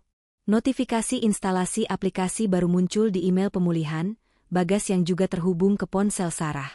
Sarah tersenyum miris. Gali lubang, tutup jurang, mas. Jumat pagi. Ini adalah hari eksekusi profesional. Sarah tidak hanya ingin Bagas miskin, ia ingin reputasi Bagas hancur. Sebagai auditor, Sarah menjunjung tinggi integritas. Bagas telah melanggar itu dengan menggunakan uang operasional kantornya sendiri untuk kepentingan pribadi. Meskipun Bagas adalah manajer di sana, perusahaan itu milik orang lain, investor yang tidak akan senang uangnya dipakai untuk staycation manajernya. Sarah sudah mengompilasi bukti selama seminggu terakhir. Dari mutasi rekening Bagas yang ia sadap, terlihat pola transfer aneh. Ada transfer masuk dari petty cash kantor ke rekening pribadi Bagas, lalu di hari yang sama keluar transfer ke Traveloka atau Hotel Mulia. Jumlahnya kecil-kecil tapi sering. 2 juta, 3 juta, 1,5 juta. Totalnya mencapai 40 juta dalam setahun. Ini penggelapan. Sarah menyusun email anonim. Subjeknya, laporan indikasi fraud misuse of funds, manajer pemasaran. Ia melampirkan file PDF yang ia beri nama, bukti audit internal. Isinya rapi, kronologis, dan mematikan. Ia menyertakan screenshot mutasi rekening, mencocokkannya dengan tanggal-tanggal Bagas tidak ada di kantor, tapi mengklaim biaya operasional, dan bukti foto Instagram Fiona yang geotaginya cocok dengan pengeluaran dinas palsu Bagas. Penerima email, Direktur Utama PT Logistik, atasan Bagas, dan komisaris perusahaan. Pukul 9 tepat. Sarah menekan tombol send. Di seberang kota, di kantor Bagas, suasana sedang sibuk. Bagas baru saja sampai, matanya bengkak karena kurang tidur dikejar debt collector pinjol yang ternyata langsung menagih biaya admin di hari pertama. Pukul 10.30. Interkom di meja Bagas berbunyi. Pak Bagas, dipanggil Pak Direktur ke ruangan sekarang. Urgent, suara sekretaris terdengar kaku. Bagas berjalan ke ruangan bosnya dengan perasaan tidak enak. Begitu ia masuk, ia melihat Direktur Utama dan HRD sudah duduk dengan wajah muram. Di meja, tergeletak tumpukan kertas hasil print email Sarah. Duduk, Bagas, kata Direktur dingin. Ada apa ya, Pak? Bisa kamu jelaskan, kenapa biaya entertainment klien tanggal 15 Oktober sebesar 4 juta rupiah, struknya dari restoran Italia, tapi di hari yang sama ada foto wanita ini. Direktur menunjuk foto Fiona dari lampiran email, sedang makan di tempat yang sama dan posting, dinner with Mas B. Wajah Bagas pucat pasi. Darah seolah tersedot habis dari kepalanya. Dan ini, direktur melempar lembar lain. Biaya perjalanan dinas ke Bali bulan lalu. Kamu bilang survei gudang. Tapi manifest penerbangan atas nama kamu dan Fiona Lavine. Dan tidak ada laporan kunjungan gudang yang masuk. Pak, saya bisa jelaskan itu strategi marketing. Bagas tergagap, keringat dingin membasahi kemejanya. Strategi marketing dengan membiayai wanita simpanan pakai uang perusahaan, potong HRD tajam. Ini penggelapan, Bagas. Embezzlement. Kami sudah hitung totalnya. 45 juta rupiah. Kami memberimu 2 pilihan, kata direktur. 1. Kamu kembalikan uang itu hari ini juga dan kamu resign detik ini juga. 2. Kami laporkan ke polisi sekarang juga atas tindak pidana penggelapan. Bagas gemetar hebat. Kembalikan 45 juta? Dia tidak punya uang sepeser pun. Uangnya di Sarah. Pinjolnya sudah habis untuk tas Fiona. Pak, tolong beri saya waktu. Tidak ada waktu. Kamu dipecat. Beraskan mejamu. Dan kami akan tahan pesangonmu untuk menutupi sebagian kerugian. Sisanya kami tunggu 2x 24 jam, atau polisi bertindak. Bagas keluar dari ruangan itu dengan langkah gontai. Karirnya selama 7 tahun hancur dalam 15 menit. Ia dipecat dengan tidak hormat. Ia mencoba menelepon Fiona, berharap wanita itu bisa menjual salah satu tas mewahnya untuk membantu. Nomor yang Anda tuju sedang sibuk. Fiona memblokirnya setelah pertengkaran tas Gucci yang ternyata KW, karena Bagas beli di toko online murah demi hemat. Bagas sendirian, hancur, dan dia harus pulang ke rumah, menghadapi Sarah. Jumat sore. Langit Jakarta kelabu, seolah turut berduka atas nasib Bagas, atau mungkin merayakan kemenangan Sarah. Sarah sudah di rumah sejak jam 3 sore. Ia tidak sedang memasak. Ia tidak sedang bersih-bersih. Rumah itu tampak berbeda. Foto-foto pernikahan di dinding sudah tidak ada. Vas bunga kesayangan Sarah sudah hilang. Rak-rak buku kosong. Sarah sedang duduk di sofa ruang tamu, mengenakan pakaian rapi, blazer hitam dan celana bahan. Pakaian, perang, seorang auditor, bukan daster ibu rumah tangga. Di depannya, di atas meja kopi, ada sebuah map berwarna merah. Pukul 17. Pintu depan terbuka. Bagas masuk. Penampilannya berantakan. Dasinya miring, kemejanya keluar dari celana, dan wajahnya seperti orang yang baru melihat kematian. Ia membawa kardus berisi barang-barang kantornya. Bagas melihat Sarah duduk di sana. Ia ingin menangis, ingin mengadu. Sar, aku dipecat. Suara Bagas parau, nyaris tak terdengar. Ia berharap Sarah akan lari memeluknya, menenangkannya, dan bilang, semua akan baik-baik saja, seperti yang selalu Sarah lakukan dulu. Tapi Sarah tidak bergerak. Wajahnya sedingin es. Tatapannya menusuk, tajam, tanpa setitik pun rasa iba. Aku tahu, jawab Sarah datar. Aku yang mengirim buktinya ke bosmu. Bagas terpaku. Kardus di tangannya jatuh ke lantai. Bra, apa? Bukti penggelapan uang kantor. Bukti selingkuhmu. Bukti liburanmu ke Bali. Aku yang kirim semua. Kamu? Kenapa? Sar? Kamu istriku. Bagas berteriak, campuran antara kaget dan marah. Sarah berdiri perlahan. Aura dominasinya memenuhi ruangan sempit itu. Dan kamu suamiku. Suami yang makan uang istrinya untuk melacur. Suami yang membiarkan istrinya mengelem sepatu jebol sementara dia membelikan berlian untuk wanita lain. Suami yang lupa ulang tahun pernikahan demi makan malam dengan parasit itu. Sarah menendang map merah di meja ke arah Bagas. Buka. Bagas mengambil map itu dengan tangan gemetar. Isinya surat gugatan cerai. Dan lampiran rinci hitungan utang. Total kerugian material, 180 juta rupiah, uang yang ditransfer untuk deposito palsu. Total kerugian imaterial dan utang rumah tangga, 150 juta rupiah. Deposito itu. Bagas terbata-bata. Itu bohong. Itu SBN atas namaku sendiri. Kamu nggak akan pernah bisa sentuh uang itu lagi. Anggap saja itu pelunasan utangmu selama 2 tahun ini, karena memakai gajimu untuk Fiona alih-alih untuk rumah tangga kita. Sar, kamu jahat banget. Bagas menangis. Air mata buaya yang terlambat. Aku minta maaf, Sar. Aku hilaf. Aku janji putusin Fiona. Tolong jangan cerai. Aku udah nggak punya kerjaan. Aku nggak punya uang. Mau tinggal di mana aku? Sarah tertawa. Tawa yang kering dan hampa. Kamu bisa tinggal sama Fiona. Oh, lupa ya? Dia kan cuma mau sama cowok kaya. Atau kamu bisa tinggal di gudang yang dulu katanya sering kamu kunjungi. Sarah mengambil tas koper kecil yang sudah ia siapkan di dekat pintu. Kontrakan ini sudah aku bayar lunas sampai bulan depan. Kamu boleh tinggal di sini sampai masa sewanya habis. Setelah itu, terserah. Barang-barangku yang berharga sudah aku angkut. Sarah berjalan menuju pintu. Bagas mencoba meraih tangannya, berlutut di kaki Sarah. Sar, tolong. Jangan tinggalin aku. Aku hancur. Sar. Sarah menepis tangan Bagas dengan jijik.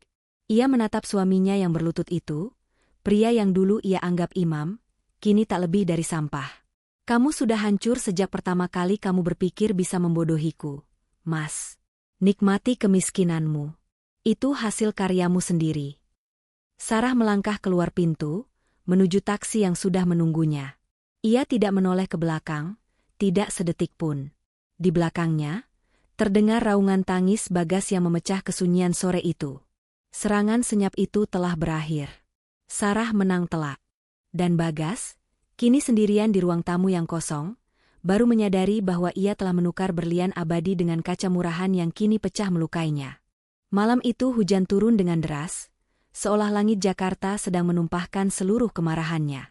Bagas berdiri di lobi apartemen mewah Mediterania, tempat Fiona tinggal, tempat yang sewanya dibayar menggunakan uang tabungan Sarah bulan lalu. Bagas basah kuyup. Ia tidak membawa mobil karena mobil CR-V itu kuncinya dibawa Sarah, dan lagi pula bensinnya habis total.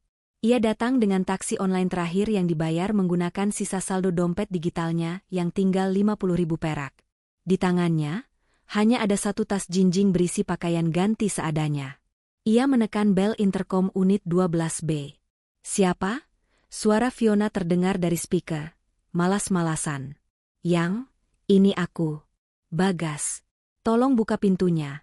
Aku di bawah, jawab Bagas dengan suara bergetar kedinginan. Hening sejenak. Ngapain kamu kesini malam-malam? Bukannya kamu harusnya di rumah istrimu? Ceritanya panjang, Yang. Aku diusir Sarah. Aku juga udah nggak kerja di kantor lagi. Aku butuh tempat tinggal sementara. Buka dong, please. Pintu kaca lobi tidak terbuka. Sebaliknya, suara Fiona terdengar tajam dan berbeda 180 derajat dari suara manja yang biasa Bagas dengar. Tunggu di situ. Aku turun. 5 menit kemudian, lift terbuka. Fiona keluar. Ia tidak mengenakan lingerie seksi seperti biasanya saat menyambut Bagas.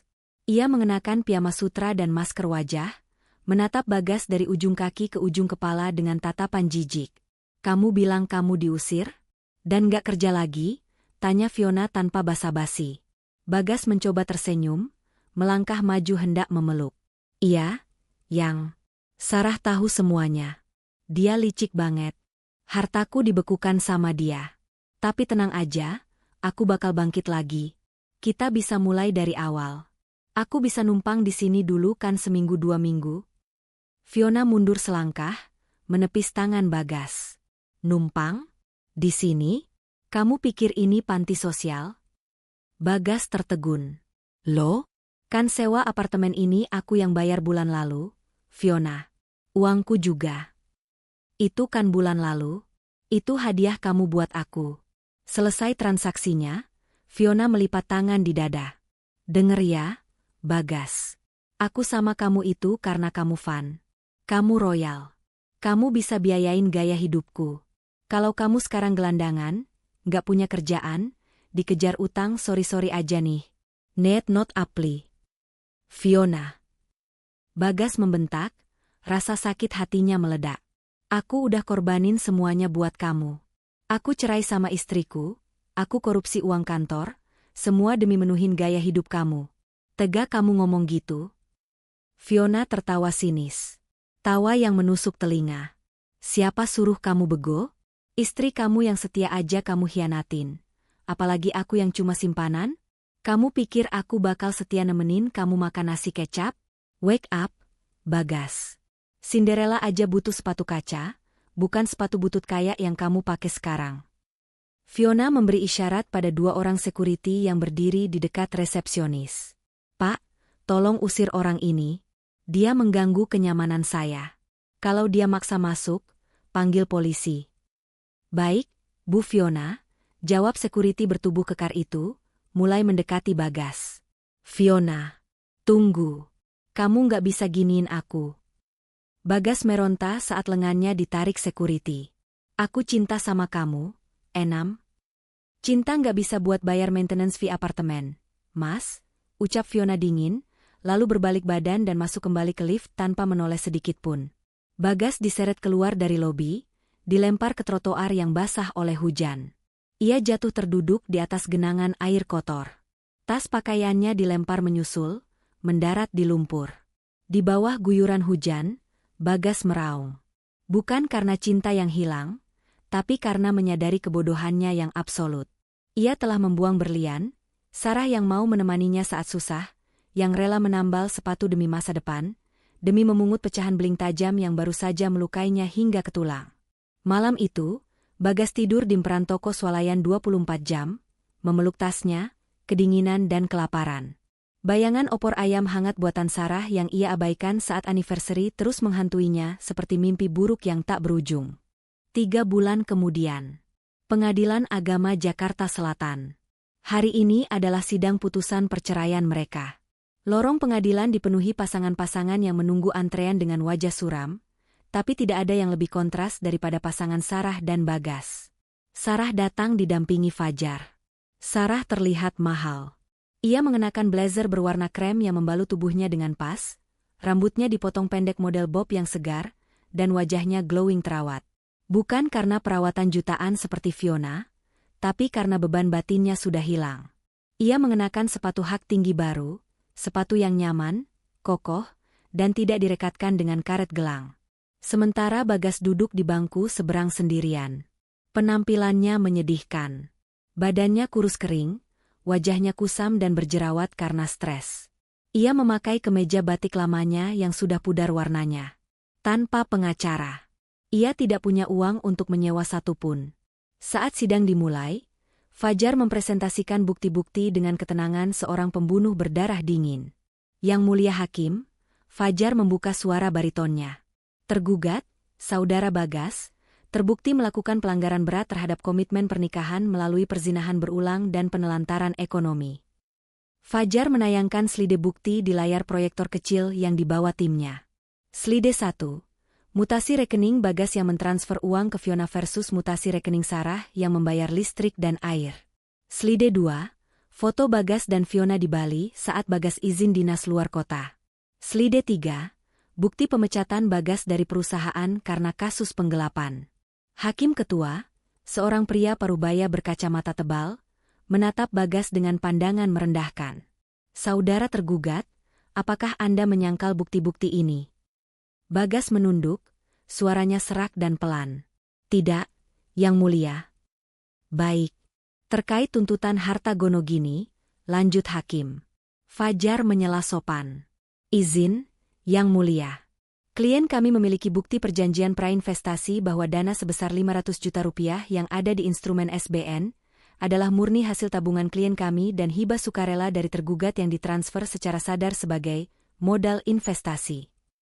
Sesuai pasal hukum perdata, hibah yang sudah diberikan tidak dapat ditarik kembali.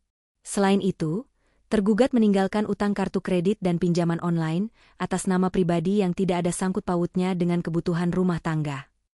Bagas mengangkat kepalanya, matanya memelas menatap Sarah. Sar, itu uang terakhirku. Bagi dualah, Sar. Aku nggak punya apa-apa.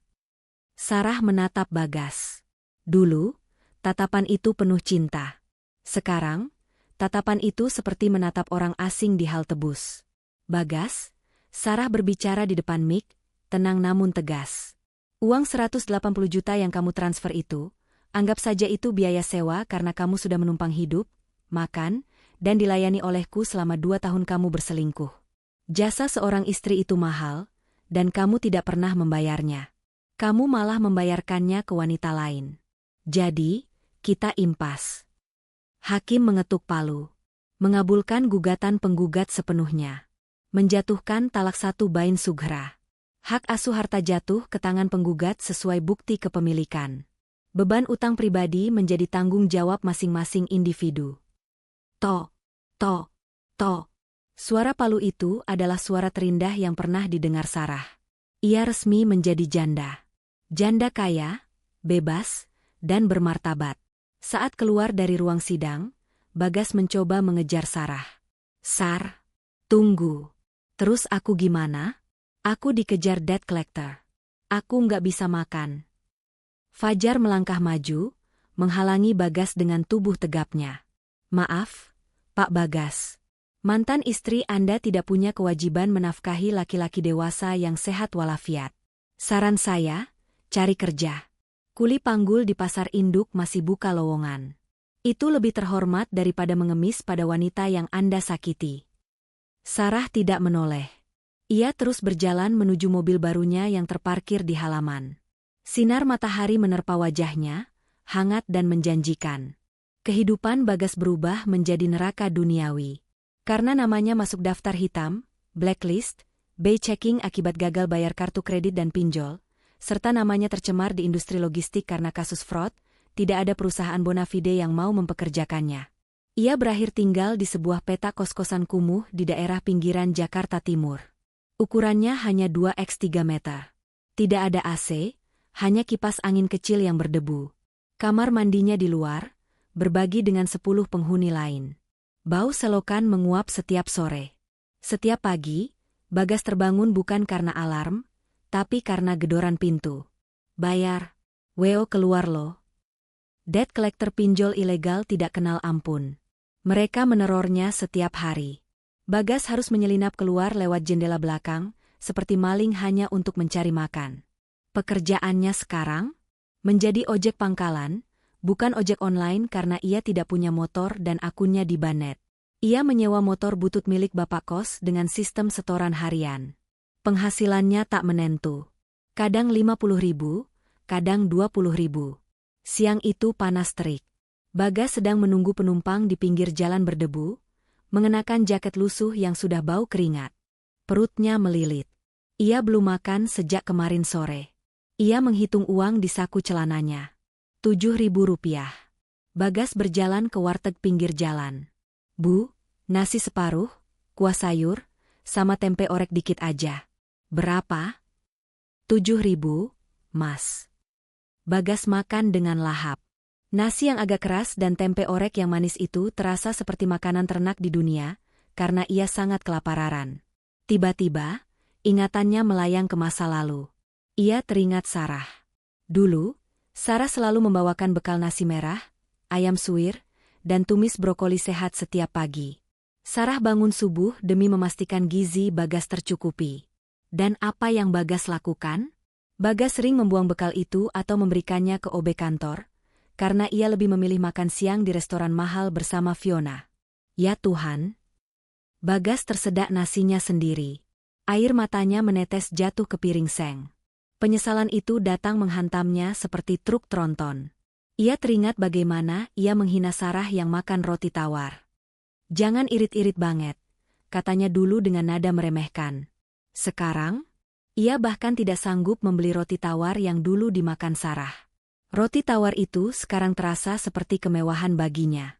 Di seberang jalan, sebuah mobil Honda HR-V terbaru berwarna putih melintas pelan karena macet. Kaca jendelanya bening. Bagas bisa melihat pengemudinya. Itu Sarah.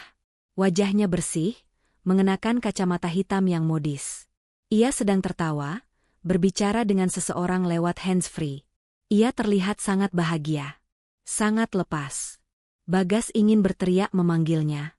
Tapi suaranya tercekat di tenggorokan. Ia melihat pantulan dirinya di kaca etalase warteg. Kurus, hitam, dekil, dan menyedihkan. Ia malu. Rasa malu yang begitu besar hingga ia memilih menundukkan kepala dalam-dalam ke piring nasinya, membiarkan mobil Sarah berlalu meninggalkannya dalam debu jalanan. Karma tidak perlu memukulnya secara fisik. Melihat Sarah bahagia tanpanya sudah cukup membunuh jiwanya pelan-pelan. Sarah memutar kunci pintu utama rumah itu. Klik. Pintu kayu jati solid yang berat itu terbuka, memperlihatkan ruang tamu yang luas dengan plafon tinggi dan jendela-jendela besar yang membiarkan cahaya matahari sore masuk membanjiri ruangan. Ini bukan rumah kontrakan lembab yang dulu ia tinggali bersama Bagas. Ini adalah rumah klaster Toho House di kawasan elit Bintaro. Rumah yang ia beli tunai minggu lalu, menggunakan hasil pencairan SBN dan tabungan pribadinya yang selama ini ia kumpulkan dengan darah dan air mata. Kali ini, sertifikatnya hanya tertulis satu nama, Sarah Andini. "Bagus banget, Sar." Aura rumahnya positif. Komentar Fajar yang berdiri di belakangnya, membawa sebuah pot tanaman monstera besar sebagai hadiah pindah rumah. Sarah berbalik, tersenyum lebar. "Makasih, Jar. Makasih juga udah bantuin proses legalitas pembeliannya sampai beres." "Sama-sama. Itu gunanya teman." Fajar meletakkan pot itu di sudut ruangan. "Jadi, konsep interiornya mau gimana?" "Minimalis tapi mewah," jawab Sarah mantap. "Selama ini aku hidup minimalis karena terpaksa. Sekarang aku mau hidup minimalis karena pilihan, tapi dengan kualitas terbaik. Aku nggak mau lagi ada barang murahan yang gampang rusak di rumah ini." Sarah berjalan ke tengah ruangan kosong itu. Ia merentangkan tangannya, memejamkan mata, menghirup aroma cat baru. Tidak ada bau rokok Bagas. Tidak ada bau kebohongan. Hanya ada bau kebebasan. Sore itu, mereka menghabiskan waktu menata barang-barang. Sarah tidak membawa banyak barang dari masa lalunya. Ia membuang hampir semuanya. Kasur lama, sofa lama, baju-baju lama, semua ia tinggalkan atau sumbangkan. Ia membeli semuanya baru. Kasur ortopedi kualitas hotel bintang 5, sofa kulit asli yang lembut, dan walk-in closet yang kini mulai terisi dengan baju-baju kerja berkualitas. Saat istirahat, mereka duduk di teras belakang yang menghadap taman kecil. Fajar menyodorkan secangkir teh. "Kamu kelihatan beda banget sekarang, Sar," kata Fajar. "Beda gimana?" "Lebih hidup. Dulu waktu kamu nikah sama Bagas, tiap kali kita ketemu reuni, matamu kayak redup. Kayak orang yang mikul beban berat sendirian. Sekarang, matamu nyala lagi." Sarah menyesap tehnya. "Dulu aku pikir berkorban itu tanda cinta, Jar. Aku pikir kalau aku menderita demi suami, itu namanya istri solehah. Ternyata aku salah. Cinta itu nggak harusnya bikin kita kerdil. Cinta itu harusnya bikin kita tumbuh." Bagas memotong sayapku biar aku nggak bisa terbang lebih tinggi dari dia. Sekarang sayap itu tumbuh lagi. Fajar menatap Sarah dengan kagum. Tidak ada rayuan gombal, tidak ada desakan romantis. Hanya penghargaan tulus antara dua manusia dewasa. Ngomong-ngomong, Fajar merogoh sakunya. Ada titipan surat. Dari Bagas. Dia titip ke resepsionis kantorku kemarin. Katanya dia nggak berani nemuin kamu langsung. Senyum Sarah memudar sedikit. Ia mengambil amplop kusut itu. Amplop murah. Sarah membukanya. Isinya secari kertas sobekan buku tulis, ditulis dengan tulisan tangan yang berantakan, mungkin karena tangan penulisnya gemetar. "Sar, Aku cuma mau bilang selamat atas rumah barunya. Aku dengar dari teman lama. Aku sekarang lagi jalani hukuman alam, Sar. Aku lapar, aku sendiri, aku takut. Tiap kali aku makan nasi bungkus dingin, aku ingat masakanmu. Tiap kali aku kehujanan, aku ingat payung yang selalu kamu sediain di tas aku. Kamu benar. Aku nuker berlian demi kerikil. Dan sekarang kerikil itu melukai kakiku sampai aku nggak bisa jalan. Berbahagialah, Sar. Kamu pantas dapetin dunia. Maaf aku cuma bisa kasih kamu luka. Bagas yang bodoh. Sarah membaca surat itu tanpa ekspresi. Tidak ada air mata yang jatuh. Rasa sakit itu sudah sembuh, menyisakan jaringan parut yang kuat. Sarah melipat kertas itu, lalu mengeluarkan korek api dari laci meja teras, korek yang ia siapkan untuk lilin aromaterapi. Ia membakar ujung surat itu. Api melahap kertas murahan itu dengan cepat, mengubah penyesalan Bagas menjadi abu hitam yang terbang tertiup angin sore. Sudah selesai? Tanya Fajar lembut. Sudah, jawab Sarah sambil menepuk tangannya, membersihkan sisa abu. Masa lalu sudah jadi debu. Nggak perlu disimpan di rumah baru yang bersih ini. 6 bulan berlalu. Kehidupan Sarah melesat naik seperti roket.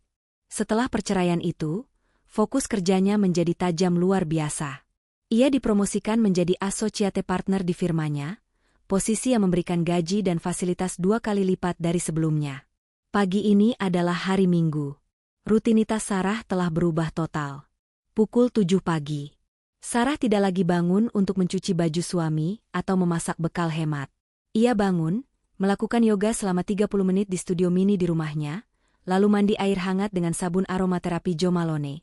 Aroma yang dulu hanya bisa diciumnya dari orang lain, kini menjadi aroma tubuhnya sendiri. Ia berjalan ke dapur bersihnya yang didominasi marmer putih. Ia membuat sarapan, avocado toast dengan telur poachet dan smoked salmon, ditemani kopi arabica yang digiling segar dari mesin kopinya sendiri. Bukan kopi sachet, bukan roti tawar selai kacang. Sarah duduk di balkon lantai 2, menikmati angin sepau-sepau. Dari sini, ia bisa melihat pemandangan kota Jakarta yang sibuk, tapi kali ini ia tidak merasa terhimpit oleh kota ini. Ia merasa menaklukkannya. Ponselnya berbunyi. Pesan dari grup arisan sosialita kantor. Guys, bulan depan kita trip ke Swiss ya? Sarah ikutkan? Sarah tersenyum dan mengetik balasan, pasti. Tiket dan hotel aku yang urus. Dulu, ia menolak ajakan makan bakso 15.000 demi menabung. Sekarang, ia bisa memesan tiket ke Swiss tanpa perlu mengecek saldo rekeningnya terlebih dahulu. Bukan karena ia boros, tapi karena ia tahu ia mampu. Ia sudah punya dana darurat, dana pensiun, dan dana investasi yang aman. Uangnya kini bekerja untuknya, bukan untuk menghidupi parasit. Sarah menunduk, melihat kakinya. Ia mengenakan sandal rumah berbulu halus yang nyaman. Di rak sepatunya, berjejer sepatu-sepatu kerja bermerek, Manolo Blahnik, Christian Louboutin. Tidak ada lagi sepatu yang dilem karet gelang. Setiap langkah yang ia ambil kini ditopang oleh fondasi yang kuat. Tiba-tiba bel rumah berbunyi. Sarah turun untuk membuka pintu. Fajar berdiri di sana, mengenakan pakaian kasual, memegang 2 tiket nonton teater. Nganggur nggak? Ada pertunjukan musikal Les Miserables lagi main di Jakarta. Aku punya tiket lebih, tanya Fajar santai. Hubungan mereka mengalir pelan. Sarah tidak ingin buru-buru menikah lagi. Ia menikmati proses mengenal Fajar, menikmati persahabatan yang perlahan tumbuh menjadi sesuatu yang lebih spesial. Tidak ada paksaan, tidak ada manipulasi. Hanya 2 orang sukses yang saling menghargai. Boleh. Tunggu sebentar, aku ganti baju dulu, jawab Sarah sambil tersenyum. Sebelum menutup pintu, Sarah sempat melihat ke arah jalan raya. Di kejauhan, ada tukang ojek pangkalan yang sedang menurunkan penumpang, berdebat soal kembalian Rp2.000. Tukang ojek itu terlihat tua, bungkuk, dan lelah. Punggungnya mirip Bagas. Mungkin itu Bagas, mungkin bukan. Sarah tidak lagi peduli. Ia menutup pintu rumahnya pelan. Klik. Suara kunci itu bukan lagi suara pengurungan, melainkan suara keamanan. Sarah berbalik, melangkah menaiki tangga rumah mewahnya dengan ringan. Ia telah menyimpan setiap sen untuk masa depan keluarga, Dan akhirnya ia sadar, keluarga itu adalah dirinya sendiri. Dan masa depannya baru saja dimulai.